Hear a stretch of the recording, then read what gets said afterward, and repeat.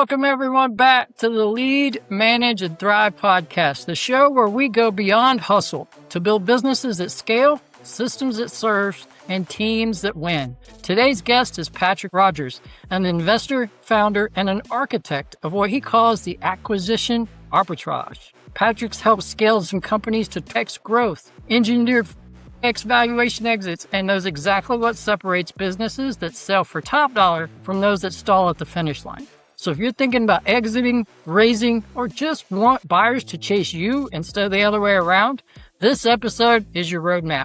First and foremost, Patrick, thank you for being on. Thank you for having me, Joe. I'm excited to be here. Yeah, let's jump right into it. So I know you've built, bought, sold multiple companies.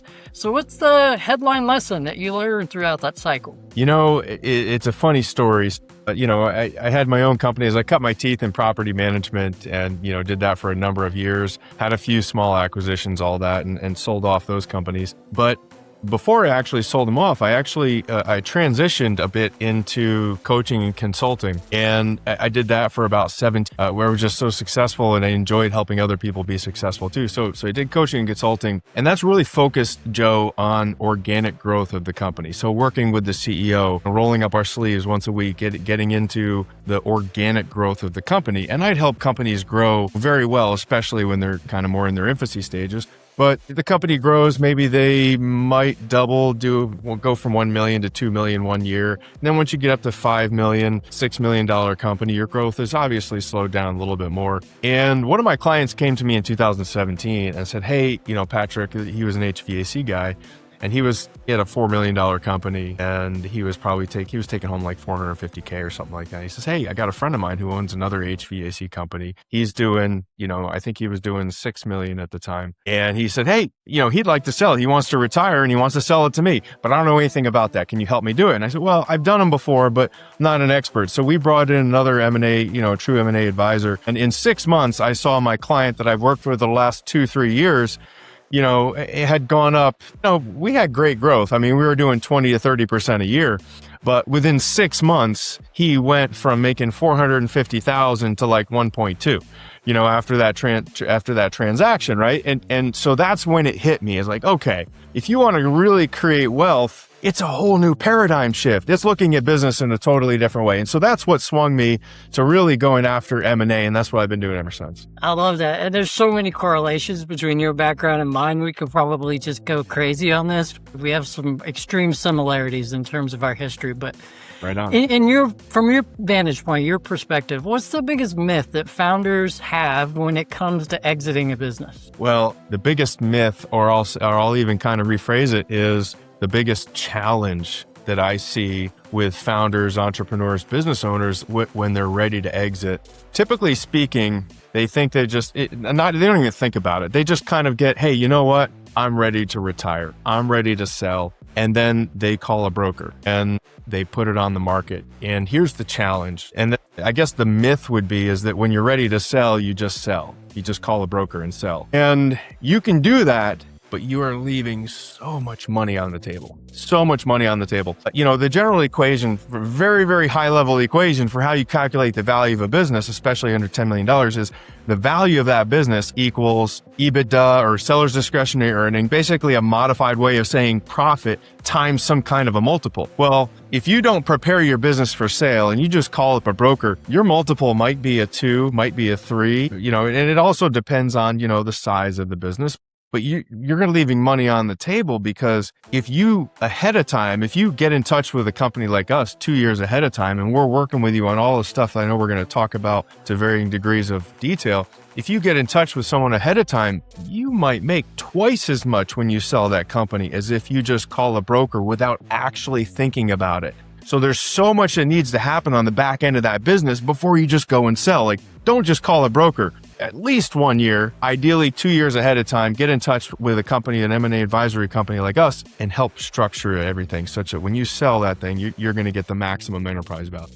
You and I are like literally speaking the same language right now. Yeah. That's quite literally what I did inside of private equity, like about 400 times over, is just looking at business. What is the industry saying the EBITDA multiplier is? And then at least a PE vantage point is they want to buy a whole bunch of businesses in the same industry, overpay probably for one, truthfully try to find the best of the best and buy it, and then buy 9 of them at a discounted rate, and then apply one to the other and group them together and sell. So we're speaking the same language, and I'm getting really excited about what we're about to jump into now. So I know you have a very specific approach, your IP, on how you create valuation and strategy and ultimately help people to exit at higher multipliers. So what is that? How does it work? Give us kind of the framework. Yeah, let's cover some of the big things that if you're an owner of a business and you're thinking about selling, you're thinking about retiring, whatever it is, again, you want to look at it at least 2 years in advance. One of the biggest things, and Joe, as you know,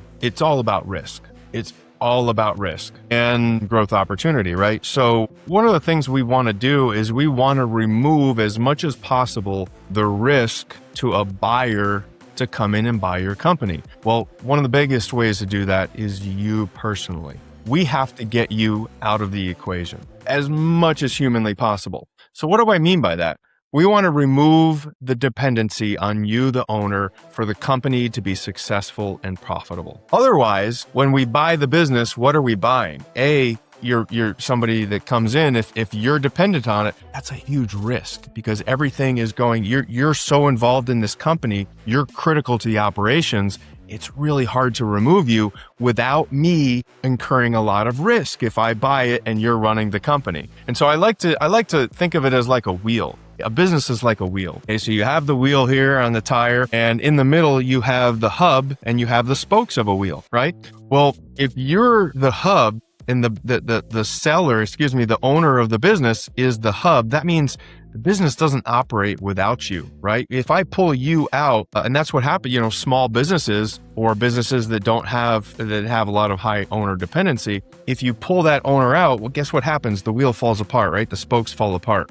Well, so what we want to do ahead of time, before you even think about selling this business, is we pull you out and replace you with a business operating system, an SOP, KPIs, everything. It's a corporate structure feel from that standpoint, such that the business runs without you. That's number one. That's perhaps the most important thing. Number two is financials and accounting.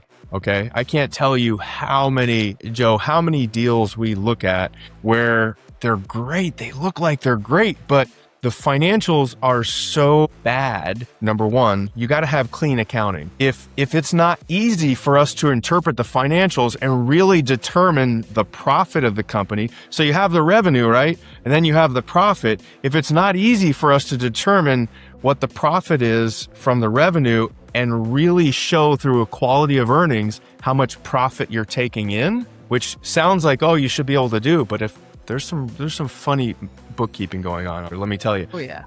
And so a lot of people, what they end up doing is, what do we do as business owners? We try to hide our income because we don't want to pay what? Taxes. We don't want to pay taxes, right? So it's very common that you have a company that, maybe makes you $1 million, but you then go and you add back all your expenses. We hide this and hide that. And then on our taxes, we show zero income. Well, guess what? No one's going to lend on that. All the lenders look at your 1020 on that company or the taxes for the company and your personal. And if it's not there, now we have to it's very hard to do. Very, very hard to do. So you've restricted the people that can buy your company to someone who either is a cash buyer, which is not going to be very common in a small company, or B, you have to do seller finance. And now you're taking a lot of risk. Right? So financials, clean up the accounting 2 years in advance and stop doing the add backs. I know it's going to make you a little bit less money for a couple of years, but it'll make you far more in the long run when we start looking at those multiples. Some other couple things, those are the two main things. By far and large, those are the two main things. A couple things that we want to do, we want to maximize recurring revenue. For every dollar of profit of recurring revenue, that's worth a lot more than a dollar of non-recurring revenue, right? So what does that look like? If you're an HVAC company and you get all of your business by one-time sales, what can you do to transition that to a recurring contract model, right? What you can do that on commercial, you can do that on residential. So there's a number of levers we can pull there. Other things to think about. We have to make sure the customer concentration risk is less than 20% for any single customer, right? So again, we just looked at one the other day. One of my M&A advisors and I looked at a company, and on paper, it looks fantastic. But one of their clients is 60% of their revenue and profits. Ouch. What do you do with that? It's not worth anything, right? Very, very, very little. So yeah, and it's advertised for just like it's a normal company with a good, distribution of clients, right? Well, obviously it's not. That's not the case. So there's a number of other things that we want to look at. The main things are, is there a solid growth strategy in place? And then the management team, are they solid? And that kind of goes hand in hand with making sure that there's no owner dependency. Things like cleaning up margin, everything we can do there. So those are just, really high level, Joe, some of the things that we want to look at when we prepare that business for maximum enterprise value. I love it. Is there a key example, a testimony type thing where this model really paid off and made them that money and then some on the back end? Well, yeah, I mean, a great question. Absolutely. And I'll throw one more thing in there too, before I kind of talk about some examples. And this is what made me think of the examples, is if you're a business owner and you're looking to, sell your business or retire, if you have a few years yet, to prepare for that, you should think about buying a company yourself to get maximum revenue. So maximum enterprise value. And that's something that, again, the whole paradigm shift about creating wealth is, if that's your goal, is to maximize the amount of money that you're going to get when you sell your business, if you have a couple of years yet, you should be acquiring businesses. Like really, you should be acquiring businesses. And, we don't have the ability to put graphics up right now, but the larger profit you have, the more multiple you get. So if let's say you're a $5 million company and you're making, let's just for easy numbers, you're making $1 million in EBITDA, right? Well, you might get a multiple of 3.5, maybe 4. Again, it's going to depend on a number of things. It's going to depend on what's going on inside the company. It's going to depend on the industry. It's going to depend on a number of factors. But let's just say you get a multiple of 4 for that business. Well, if you want to retire in 2-3 years, you acquire another company. Let's just say you do, but you acquire it at a multiple of 4. Well, now, just because you have 2 companies under one entity, right? You now go from $1 million EBITDA to $2 million EBITDA. Your multiple is now higher because of it. Your multiple that you're going to get is maybe a multiple of 4.5. Maybe 5. And if you buy 3 or 4, put them under the same umbrella. Let's just say you buy 5 companies. You started out with $1 million EBITDA.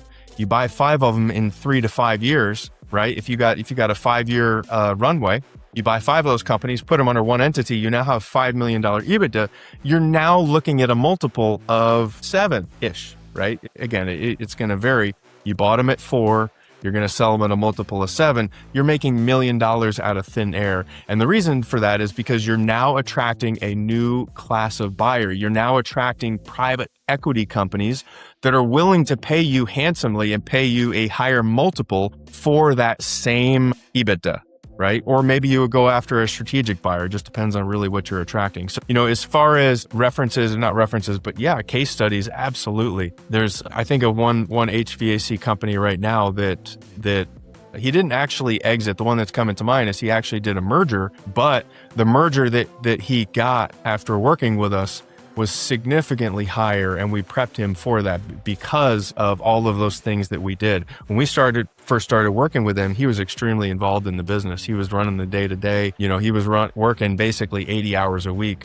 After 2.5 years of working together, he wasn't doing anything at all, really, except working on maybe high-level relationships. We took him and we removed him 100% from all of the relationships. We hired a sales guy. Prior to that, he was doing all the sales. We hired an outside salesperson who was doing now the commercial sales, and now that person maintains those relationships. And we put in someone that's running the day-to-day, a service manager. He was doing all this stuff before. So now we've got a service manager that's doing all of that. And he actually felt a little bit guilty at first. He's like, well, I feel like I should be doing something. No, you shouldn't. This is what a business is. What you were doing before was called self-employed. Robert Kiyosaki talks about this all day long, right? So getting to a place where you're not doing anything in that business. Maybe you're coming around for ideally, quarterly reviews with your team, and you kind of help chart out the strategy of the company or the annual. Love it. I love it. You talked about so many things that I just want to unwrap. I heard kind of what I at least call the celebrity business owner persona, where I am like the person that has to do everything. I have to do sales. I have to do this because I created the company. I founded the company. And if I hand it off, there's this hesitation, at least, that somebody else isn't going to do it as good as me. But in reality, to your point, it's actually devaluing your organization by doing that. So how do you kind of assess buyer psychology versus founder psychology when you go through your diligence and helping your client? What do you mean by that? Like buyer psychology versus founder? So founder, as I just mentioned, is going to be potentially, not all, there's no one size fits all, but potentially dependent upon the founder to some of the points that you made earlier. Whereas the seller's psychology is, if I'm buying the company, I'm buying the company. I'm not buying you. I don't want to employ you, maybe for a short period of time via an earnout, but not forever. If I can't replace you, then it's going to cost me something, time, effort, energy, money, system, something. So how do you kind of get those two things to correlate? The buyer psychology, the ultimate buyer who's going to ever buy a PE firm, a strategic buyer, from where they are kind of at day one when they come to be your client. Yeah, great question. So how do we work with the owner of the company to help them bridge the gap to see and believe that the right thing for them to do is to exactly that, kind of remove themselves from the operations? Well, quite frankly, it's determining the value of the business right now, understanding all of the factors that are contributing to that. So remember how in the beginning kind of went through there's 12 factors really that determine the value of a business, intrinsic, right? That are not directly related to the profit.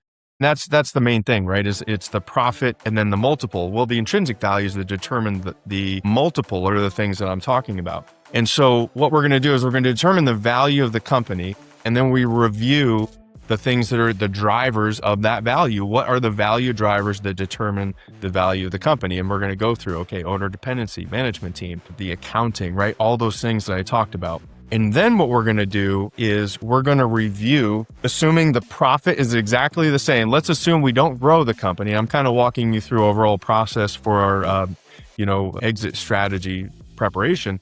We determine the value of the business, and then we determine the multiple and everything else in the profit. Then what we do is let's assume that we don't grow the company at all. Let's assume that we don't grow the company at all, and we take the next 6 months to 1 year to get all of those factors, those value drivers in line.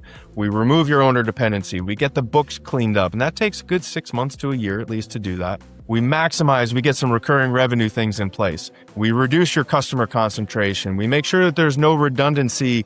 There's no key man. There's no single person in the organization that's dependent upon them. We put all those factors in line. And then we're going to look at the value of the company, assuming the profit has not changed. So then the question is going to be, let's say the value now goes, just for easy numbers' sake, let's say the value now goes from 4 million to 7.2 million. Okay, let's just say we do that. Now we look at that number and we ask the owner, okay, is that going to get you what you need to sell the business? Is that going to achieve your goals? Okay.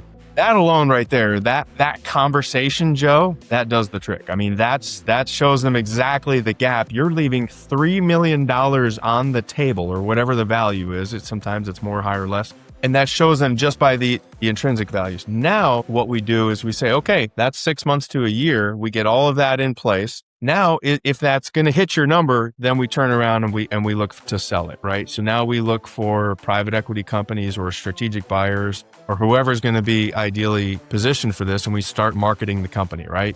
We produce the STIM and all that kind of stuff. If it's not going to hit their number, now we start employing front end sales and marketing growth strategies, because we've got everything else in line. The back end of the business is systematized, it's automated, the owner's not involved, the books are clean, all of that's in line now. But it's not enough. He wants 12 million to sell. Let's just say he or she, 10 or $12 million. Okay, we've got the back end of the business ready to go. Now let's focus on sales and marketing. Everything else is in line. And now we just help them work with them on employing that. Our company actually consults and coaches people on how to do this, or we actually will do it for you. We're one of the only companies out there that can actually come in, and just because from a standpoint of that, we've found over the last 20 years, my partner Robert Indries and I, that coaching and consulting works up to a point. and it takes a lot longer to get the results. So what we've done is we've built a structure and an organization that will actually do the heavy lifting for them. So we come in and we actually take over high-level business and management operations of the company. So wherever you're at now, where do you want to be? We identify the gap, and then we come in and we bridge that gap for you from an oversight management foundation. And then after, 6 months, whatever, we check back in. Okay, what's the valuation of the company? And once we hit that number, then we put it up for sale. I love it. That's amazing that you can actually pull both levers and either help me do it or do it for me. That's fantastic. You're right. Not very many firms out there do that. So kudos to you and your partner for that. Thank you. Let's go down the road of a founder wants to do that and says, I want you to show me, consult me, help me do this, right? Versus do it for me. And to your point, that either slows it down or makes it exceptionally difficult because there's some stuff you got to navigate through that. What are some of those things that stall in that path that you've seen in the past? What are some of the things that stall their ability to sell or their ability to get to the valuation that they're looking for, maybe? Yeah, sure. So, you name it, right? There's going to be a ton of things that can hop in there and prevent them from getting to that evaluation. I'd say probably one of the biggest things, Joe, is when you're changing up and people don't like change, right? People don't like change. That's generally one of the biggest challenge is somebody who is maybe kind of in a company where they're used to doing things a certain way, right? Well, all of a sudden, this big new firm's coming in and they're saying that we need to do things a different way. And so there's definitely resistance there. So we want to utilize that in a very careful way. And typically the best way to do that is bring the teams in on any changes that we're making. So let's say there's an organization of 30 people, right? We're not just going to go and start saying, you do this, you do this, you do this, you do this. The best way to do that, and I've seen that done before. I've seen people try it that way. It's like a dictatorship. It doesn't work. So the best way to do that is what we do through our organization is we do annual strategic meetings followed by quarterly meetings. And they're typically on a smaller company, all hands, but then, otherwise we kind of do a waterfall meeting approach to it. But the concept here is you have to bring a team into the decision-making of the company. So in other words, it may not be directly their idea, but you do company-wide strategic brainstorming sessions such that it will end up being their idea. Because what we found is, yes, we know typically how to turn around a company. We know how to take a company from X to Y to Z, right? Well, guess what? The employees know the right answer as well, 9 times out of 10.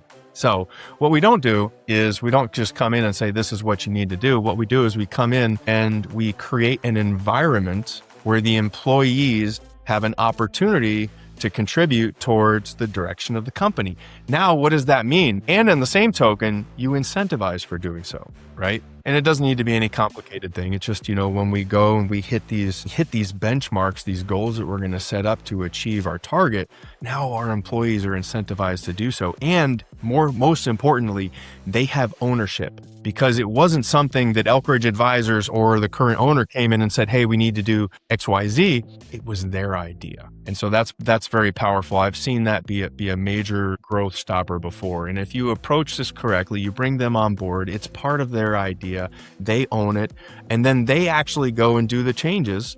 And there's accountability around it. And we make it fun. Love it. You're gamifying culture shift. I love it. Yeah. I love it. That's fantastic. Yeah. Thank you. I know you said earlier that traditionally, if you're going to do it right, you need probably a 2-year rec to be able to kind of get all of those levers in place and be able to exit at a potential maximum value. What if I'm a founder and I want to exit in 2 or 3 years? What is the first step I should make? What's the first thing other than call you? Like, that's probably step 1, right? But beyond that, what's the other thing? Yeah, the thing that takes the longest to really hit is the accounting. You gotta get the accounting straight. And so get it reviewed by a professional M&A company. Get it reviewed by somebody that knows what they're looking for. When we come in and look at a set of books, we know exactly what we're looking for. Okay. So first of all, clean up the books. And you may say as an owner, here's the thing though, is many times the CEO of a company, if it's a $3 to $5 million smaller companies, you don't know that it's messed up.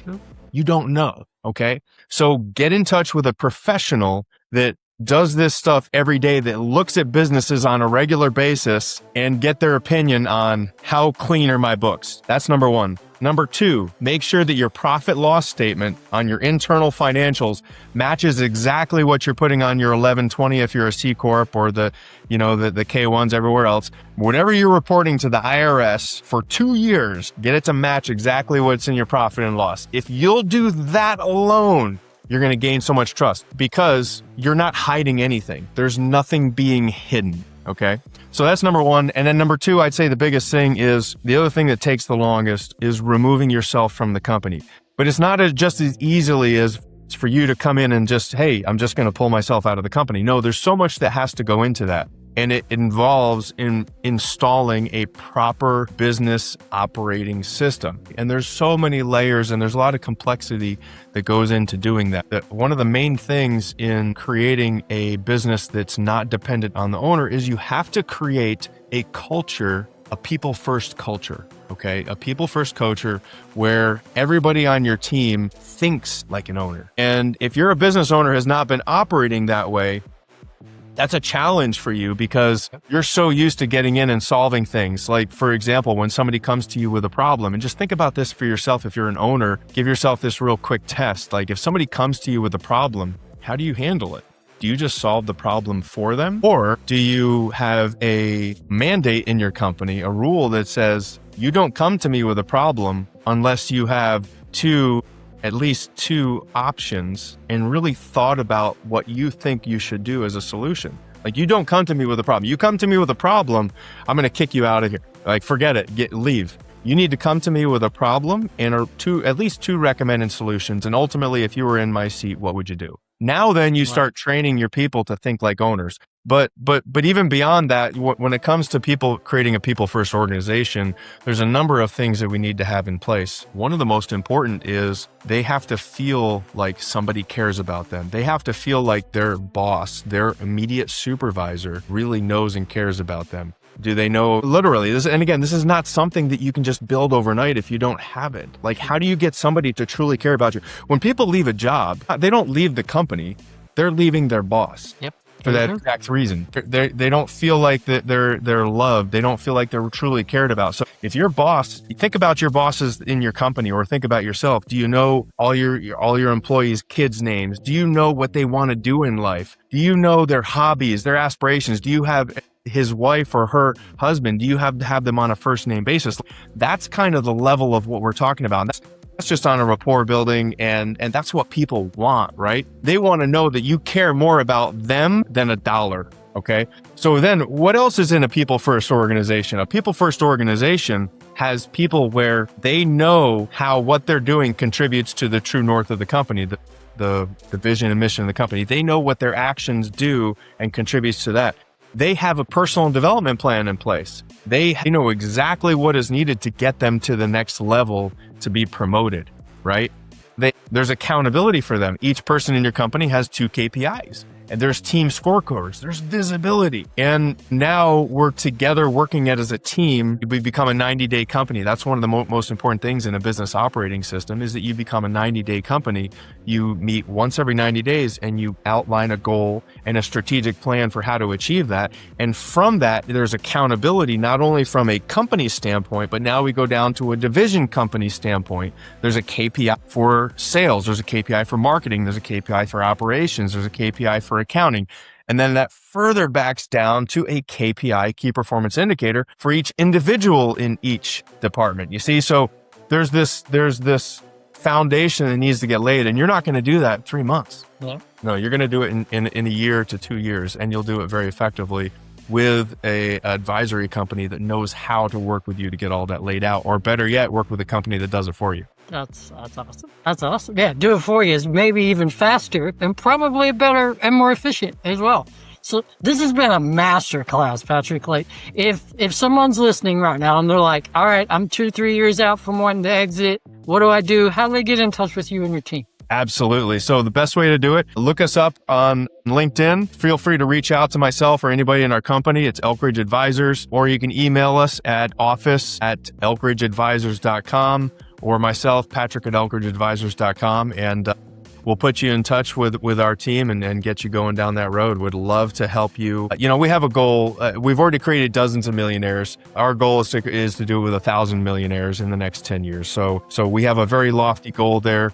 We're doing it. Yeah, absolutely. I mean, it's once we got to that point, it's amazing. We love making millionaires. So we want to help you double your exit. We want to help you triple your exit if you have a little bit more runway to it. So yeah, reach out and get in touch with us, and would love to help you get there. Amazing. And if anybody didn't get a chance to write that down or whatever, just scroll down in the comments. We will put links to all the different social channels so you can reach out to Patrick and his team when you are ready to begin planning and evaluating your exit. So thank you so much. First and foremost, this was like a masterclass in terms of business valuation, exit readiness, what needs to happen, when, how long it will take, whether or not to do it myself, or when do I need a partner. This was phenomenal. Thank you for being on here, Patrick. This was awesome. Thanks, Joe. Thanks for having me. It was a pleasure.